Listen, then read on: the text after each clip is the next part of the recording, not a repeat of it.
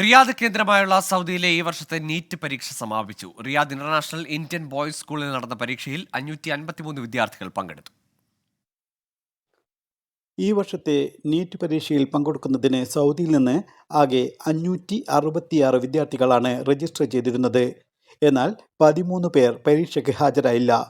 Jeddah, Dammam ഉൾപ്പെടെ രാജ്യത്തിൻ്റെ വിവിധ പ്രവിശ്യകളിൽ നിന്നായി ആകെ 553 വിദ്യാർത്ഥികളാണ് ഇന്ന് പരീക്ഷ എഴുതിയത്.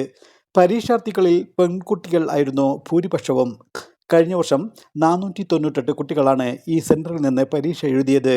പ്രാദേശിക സമയം കാലത്ത് 11:30 ആരംഭിച്ച പരീക്ഷ ഉച്ചയ്ക്ക് 2:50 വരെ നീണ്ടുനിന്നു.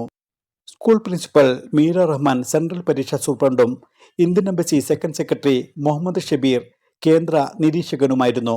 ഇതിനു പുറമെ പുറത്തുനിന്നുള്ള നിരീക്ഷകയായി ഗോകുൽ കുമാരിയുടെ സാന്നിധ്യവും ഉണ്ടായിരുന്നു. ഇന്ത്യൻ സ്കൂളുകളിലെ തിരഞ്ഞെടുക്കപ്പെട്ട അധ്യാപകരും പരീക്ഷയ്ക്ക് മേൽനോട്ടം വഹിച്ചു. പരീക്ഷ പൊതുവെ എളുപ്പമായിരുന്നുവെന്ന് പരീക്ഷാർത്ഥികളിൽ ഒരാളായ തലശ്ശേരി സ്വദേശിയും റിയാദ് ഇന്റർനാഷണൽ ഇന്ത്യൻ സ്കൂളിലെ പൂർവ്വ വിദ്യാർത്ഥിനിയുമായ അഞ്ജലി 24 പറഞ്ഞു. എക്സാം കുഴപ്പമില്ലായിരുന്നു. ഫിസിക്സ് കുറച്ച് ലെങ്തി ആയി തോന്നി. പിന്നെ ബയോളജി ഈസി ആയിരുന്നു. നല്ല ഡയറക്റ്റ് NCERT ബേസ്ഡ് കുറേ ക്വസ്റ്റ്യൻസ് ഒക്കെ ഉണ്ടായിരുന്നു. നല്ല ബയോളജി ഈസി ആയിരുന്നു. ഫിസിക്സ് കുറച്ച് ലെങ്തി ആയി തോന്നി. കുഴപ്പമില്ല. നന്നായിട്ട് പ്രിപ്പയർ ആയിട്ടുണ്ട്, കിട്ടുമെന്ന് വിചാരിക്കാം.